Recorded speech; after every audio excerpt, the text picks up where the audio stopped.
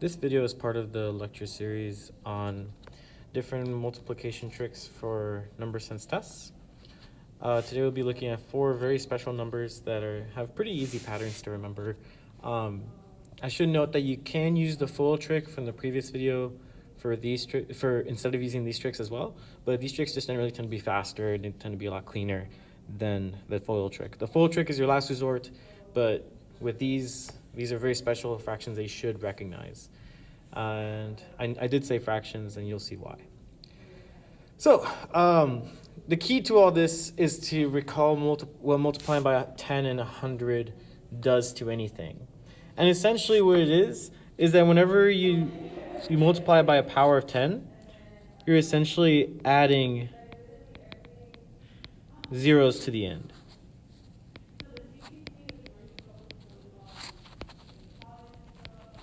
So if I multiply 24 times 10, I just have to add one of the zeros, so I get 240. And if I multiply 53 times 100, I just add 2 zeros, so you get 5,300.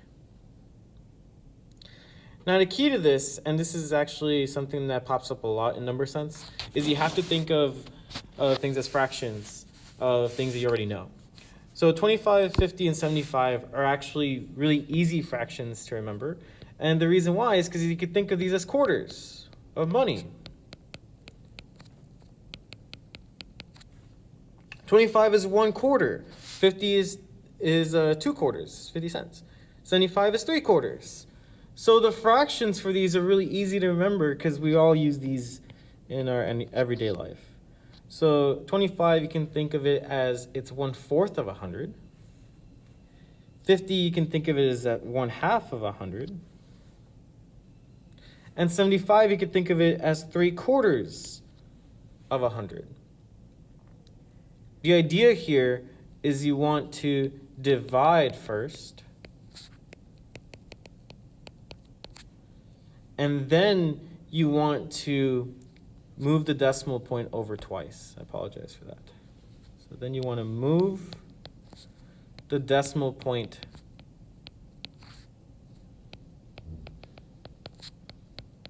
over twice.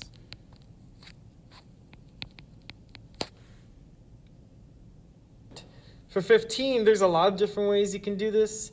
The main thing is you can split it as fractions of 10. So one way you can do this is you can say that 15 is 3/2 of 10. Or what I prefer to do, and what my kids prefer to do, is I like to think of it as 1 plus 1/2 of 10 times 10. It's the same thing. It's really however you want to do it. I personally prefer the second method, and you'll see why in a second. But I think the first fraction is probably better for most cases when you have like really big numbers or just numbers that have really weird properties. So it's really up to you how you want to do this. But there's several different ways you can do it. So if you ever have to multiply 16 times 25, you want to go ahead and think of this as 16 times 1/4 times 100 of 100. You should always divide first, because dividing will make your numbers smaller. If you divide, then your numbers get smaller and are easier to work with. So 16 divided by 4 gives you 4. And if you move the decimal point over twice, all you have to do is add 2 zeros, and you go ahead and get 400. I'm just moving these to the side. For the next one, I'm going to do the same exact thing, but this time I'm not going to show my work. I want you guys to hear how I would think of this in my head. I see 64 times 25, so you want to divide 64 by 4 first, and what you get is 16, and then you just want to go ahead and write the 16 and move the decimal point over twice. There are examples where this can be an odd number, but I'll save those for like some future examples. Right now, I just want to give you the tricks.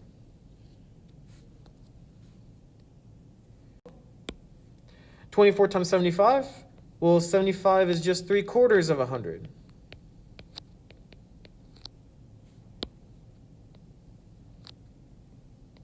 divide first, and then multiply by 3. I'm going to give myself a little bit of space here, so I'm going to move this guy slightly down. 24 divided by 4 actually gives me 6. And 6 times 3 is 18. So what you get is that your answer is going to be 1800. Always write down those numbers first, because that way you can just move the decimal point over afterwards. Next one, I'll go ahead and do it in my head. That way you guys can hear what my thoughts are again. So 32 times 75, you want to notice that 32 is being multiplied by a fraction of 100, which is in this case 3/4. So you want to divide 32 by 4 first, and 32 divided by 4 is 8. From there, you go ahead and multiply 8 times 3, and you get 24. And then you just add your zeros. For the 50 trick, it's really easy. All you have to do is acknowledge that you're going to have to divide by 2 first, because 50 is a half of 100. So 40 divided by 2 gives me 20.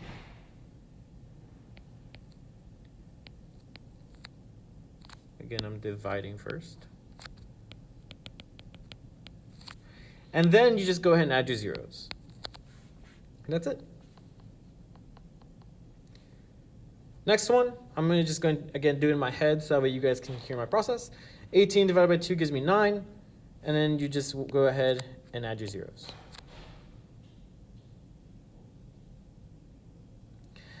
Now, I want to go ahead and do the last one using the 3/2 example. Again, you guys can do it however you want. You can use the second example, or you can use the second technique, or you can use the first technique. It's really up to you what you prefer. But I'm actually going to show work for both of these, so that way I can show you how you do either of them. But 42 times 3/2.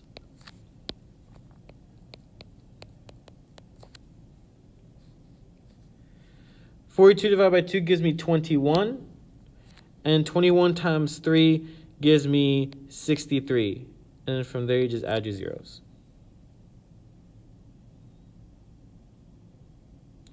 So that's it. It's very simple. You just have to go ahead and perform the division first to make the number smaller, and then you perform multiplication. The second one, I'm going to do it a different way. I'm going to do it with this way. I'm going to do it with the 1 times 1/2 trick. Or 1 plus 1/2. I apologize. So what you do with this is you take the 68 and you add a half of it. So 68 divided by 2 is 34. So essentially what you're doing is you're adding half of that number together and then moving the decimal point over. So 68 plus 34 gives me 94, 102.